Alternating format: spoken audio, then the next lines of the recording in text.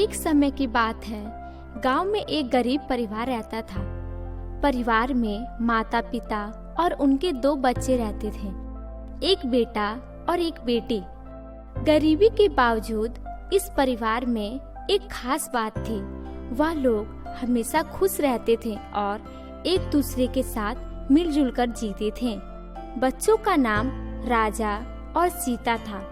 राजा बड़ा होकर एक अच्छा व्यापारी बनना चाहता था, जबकि सीता एक शिक्षिका बनना चाहती थी। गरीबी के कारण उन्हें अच्छी शिक्षा प्राप्त नहीं हो पा रही थी, लेकिन उन्होंने हमेशा से मेहनत और समर्पण के साथ पढ़ाई की। एक दिन गांव में एक साहूकार आया। एक गांव में 2 मामा और उनका परिवार रहा करता था। सब कुछ अच्छा चल रहा था, पर 2 सड़क हादसे में मेरे बड़े मामा की मृत्यु हो गई। इसके कुछ समय पश्चात मेरी बड़ी मामी की मृत्यु भी हो गई।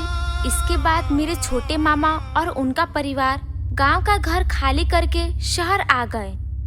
पर कुछ महीने बाद मेरे छोटे मामा को गांव के घर जाना पड़ा, उसकी मरम्मत करवाने के लिए।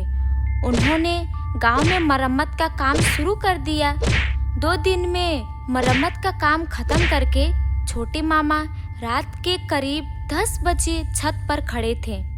उन्होंने देखा कि नीचे मेरी बड़ी मामी खुले बालों में आंगन में टहल रही है। ये नजारा देखकर मेरे मामा की आंख फटी की फटी रह गई। वो तुरंत नीचे की ओर भागे। जैसे ही वो सीढ़ियों के पास पहुंचे, उन्होंने देखा कि मेरी बड़ी मामी नीचे से 4थी सीढ़ी पर बैठी थी और पीछे गर्दन करके उन्हें घूर रही हैं। ये देखकर मेरे मामा बुरी तरह डर गए और अपना होश खो बैठे। इसके बाद उन्हें सुबह जब होश आया तो वो पड़ोसी के घर चले गए।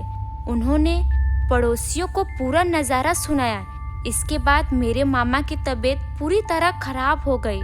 वो जल्द से जल्द शहर आ गए, पर उस रात को कभी नहीं भूल पाए। तो हेलो दोस्तों, हमारी कहानी यहीं पे खत्म होती है।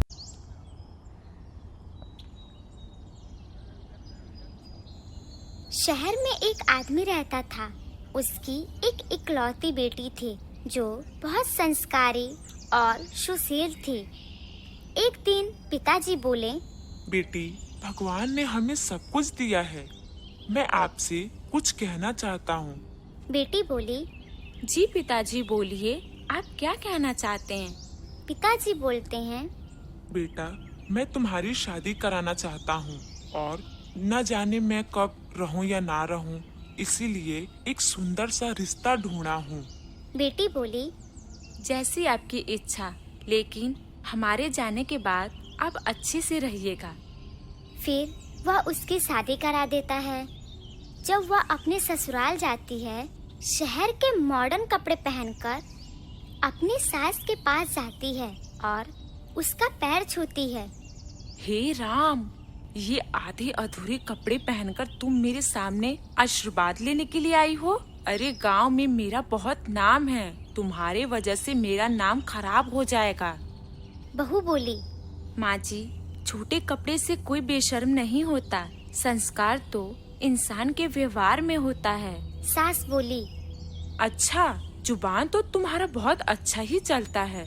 अरे हमारे यहाँ शादी के बाद बहुएं साड़ी पहनकर रसोई में खाना बनाती हैं, और तुम क्या पहनकर आ गई? बहू बोली, माँ जी, मैं अपने तरफ से पूरी कोशिश करूँगी कि मैं आपका दिल जीत पाऊँ। आप टेंशन मत लीजिए, आपको टेंशन लेने की कोई जरूरत नहीं है। मेरे रहते हुए आपके नाम को कोई बदनाम नहीं करेगा, भले ही मैं शहर की हूँ। सास बोली, फिलहाल के लिए मेरे आँखों से ओझल हो जाओ, मैं तुमको इस कपड़े में देख नहीं पा रही हूँ। वह अपने कमरे में चली जाती है। कुछ दिनों बाद एक दिन कमला अपनी बहू से कहती है कि कल घर में गणेश जी की पूजा है, आसपास के बहुत से लोग आएंगे, तो तुम शिकायत का मौका मुझे बिल्कुल भी मत देना। और हाँ, गांव के लोगों को दिखा देना कि मेरी बहू शहर की होने के बाद भी बहुत ज्यादा संस्कारी है, और अपना ऐसा पहनावा पहनकर मत आ जाना ऐसे ही अगले दिन पूजा का सारा काम कर लेती है। ये सब देखकर कमला देवी को बहुत अच्छा लगता है। सभी लोग पूजा में आ जाते हैं। वह एक अच्छी सी साड़ी पहनकर वहाँ आ जाती है। उसकी खूबसूरती और उसका पहनावा देखकर सभी लोग कमला देवी की बहुत तारीफ करते हैं और पूजा में गणेश भगवान का आरती भी गाती है। यह देखकर सास बहुत हैरान हो जाती है। कुछ लोग कमला देवी से कहते हैं कि अरे वाह, इतनी खूबसूरत और संस्कारी बहू कहाँ से लेकर आ गई? हमारे गांव में तो कोई ऐसी लड़की है ही नहीं, तुम्हें कहाँ से मिल गई? सास बोली, मेरी बहू शहर की है। हाय दैया, मैं तो सुनी हूँ शहर की लड़कियाँ बड़ी बेशर्म होती हैं। तुम्हारी बहू तो बहुत ही ज्यादा संस्कारी है। तुम्हारी तो किस्मत अच्छी निकली, वरना शहर की लड़कियाँ तो अपनी सास को अपने इशारों पे नचाती हैं। सास बोली, अरे नहीं नहीं बहन, पहले मैं भी ऐसा सोचती थी, लेकिन मेरी बहू ने मेरी सोच को बदल डाला और अपने संस्कारों से मेरा दिल जीत लिया। कमला को अपनी गलती का एहसास हो जाता है और सबके जाने के बाद अपनी बहू को बुलाती है और अपनी पुश्तैनी हार दे देती है। देते हुए कहती है कि ले बहू, ये तेरे लिए सोने का हार। आज मैं बहुत खुश हूँ। तुमने तो मेरा सोच ही बदल डाला। सच में मुझे एहसास हुआ कि ऐसे कपड़े पहनने से इंसान के संस्कार नहीं दिखते। एक गांव में एक बूढ़ी दादी रहती थी। उनकी 2 पोतियां थीं। दादी माँ ने अपने दोनों पोतियों को पाल पोस के बड़ा किया था। दादी माँ दूसरों के घरों में काम किया करती और उन्हीं पैसों से अपनी दोनों पोतियों का पालन पोषण करती। उसकी दोनों पोतियां बहुत होनहार थीं और इसका फायदा दादी माँ उठाना चाहती थी। एक दिन सुबह दादी माँ अपने दोनों पोतियों से कहती हैं कि अरे मेरी प्यारी पोतियों, उठ जाओ, सुबह हो गई है। एक पोती बोलती है कि दादी सोने दीजिए ना। दादी बोलती हैं, बेटा उठ जाओ, आज आप लोग को काम ढूंढने जाना था ना।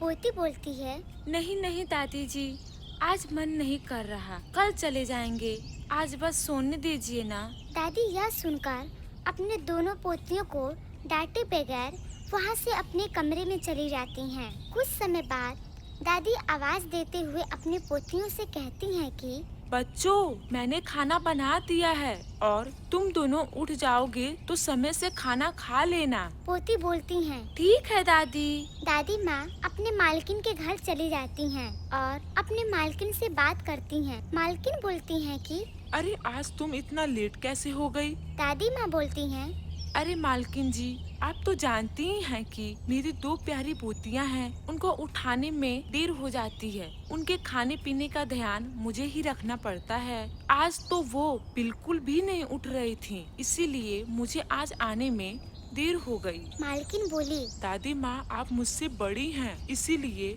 आप मुझे मालकिन मत कहा करिए। मैंने आपसे यह कितनी बार कहा है। दादी बोलती हैं कि अब शुरू से यही बोलती आई हूँ, इसलिए अब आपका नाम नहीं लिया जाता है। मालकिन बोली, अच्छा अब मैं चलती हूँ, मुझे बहुत देर हो रही है। आप अपना और मेरे घर का ख्याल रखना। इतना कहकर मालकिन वहाँ से चली जाती है। और दादी माँ घर की सफाई करने लगती हैं।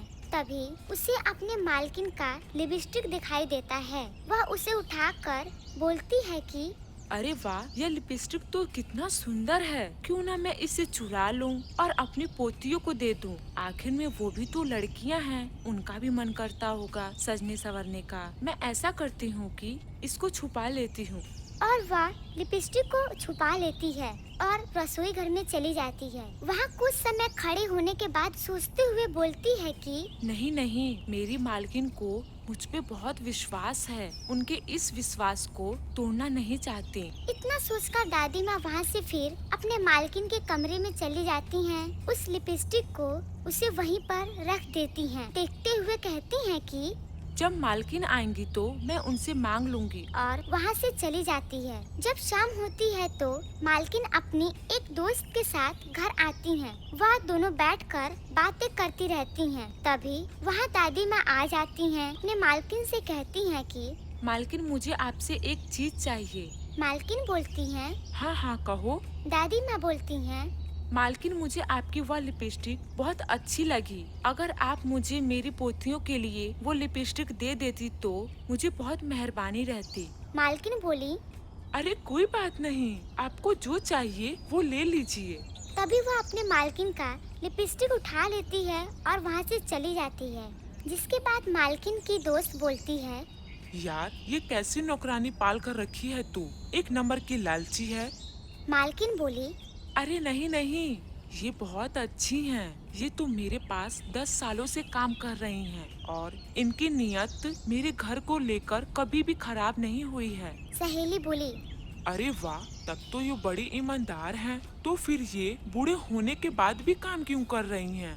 मालकिन बोली, क्या बताऊं यार, इनके बेटे और बहू को गुजरे काफी समय हो गए हैं और तभी से ये अपने 2 पोतियों का पालन पोषण कर रही हैं। इनकी पोतियां कितनी बड़ी हैं? दोनों बड़ी हैं। क्यों ना इनकी पोतियों को हम अपने ऑफिस में काम दिलवा दें? Well idea. इस तरह दोनों बात करके सो जाती हैं। तो दूसरी तरफ दादी जब अपने घर पहुंचती हैं, तो वह अपने पोतियों से कहती हैं कि बेटा ये देखो, मैंने तुम्हारे लिए क्या ले आया। दोनों देखकर सो जाती हैं। कुछ दिनों के बाद दादी बहुत बीमार पड़ जाती हैं और बोलती हैं कि बच्चों, अब मैं बीमार हो गई हूँ। तुम दोनों बाहर क्यों नहीं जाती काम करने के लिए? अगर तुम लोग बाहर जाती तो मेरा थोड़ा मदद हो जाता। बड़ी पोती बोलती है, दादी हमें नौकरी कौन देगा, और अभी तो हमारी पूरी पढ़ाई भी नहीं हुई है। दूसरी पोती बोलती है, अरे दादी, आप सही बोल रही हैं। दीदी, हमें दादी की ऐसी अवस्था में उनकी मदद करनी चाहिए। यह सुनकर उसकी बड़ी बहन बोलती है, हाँ दादी जी, अब हम दोनों बाहर जाकर एक अच्छी सी नौकरी ढूंढेंगे और मन लगाकर काम करेंगे। तभी उसकी मालकिन अपनी सहेली के साथ वहाँ आ जाती है। बोलती है, आप लोगों की बातें सुनकर हमने अपने कंपनी में इन लोग को काम देने का फैसला किया है। यह सोचकर दादी माँ बहुत खुश हो जाती हैं।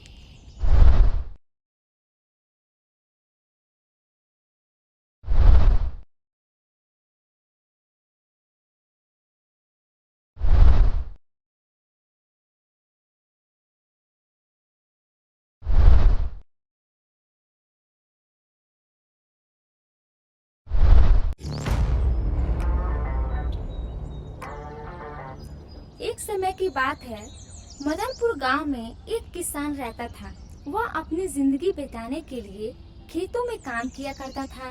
वो प्रतिदिन के जैसे ही अपने खेतों में काम कर रहा था, उसे खेत में काम करते करते एक घायल मुर्गी मिली। उसके शरीर से खून निकल रहा था। उसे देखकर किसान को दया आ गई। वह मुर्गी को घर ले आया। उसने उसके जख्म को साफ किया और अच्छे तरीके से सेवा की। निरंतर सेवा करने से मुर्गी धीरे धीरे ठीक होने लगी। जब वह ठीक हो गई तो उसने किसान को धन्यवाद दिया और कहा, तुमने मेरे प्राणों को बचाया है, जिसके लिए मैं सदा तुम्हारी आभारी रहूंगी। मैं तुम्हें हर दिन इनाम के रूप में एक सोने का अंडा दूंगी। यह सुनकर किसान खुश हो गया। मुर्गी के कहे अनुसार वे प्रतिदिन प्रातः काल में एक सोने का अंडा दिया करती। किसान उसे बेचकर धन इकट्ठा करता। वे प्रतिदिन मुर्गी के अंडे को ले जाकर पास के शहर में बेच आता। धीरे धीरे किसान के पास बहुत धन ज्यादा इकट्ठा हो गया। फिर एक दिन किसान के मन में लालच आ गया। उसने सोचा, मुझे प्रतिदिन अंडे के लिए इंतजार करना पड़ता है। क्यों ना मैं मुर्गी को पेट को काट कर सभी अंडे निकाल लूं और मुर्गी को रोज रोज खाना भी नहीं देना होगा। दूसरे दिन ही किसान वह सुबह ही उठकर लालच में आकर मुर्गी के पेट पर वार कर दिया। देखते देखते किसान ने चाकू से मुर्गी के पेट को चीर डाला।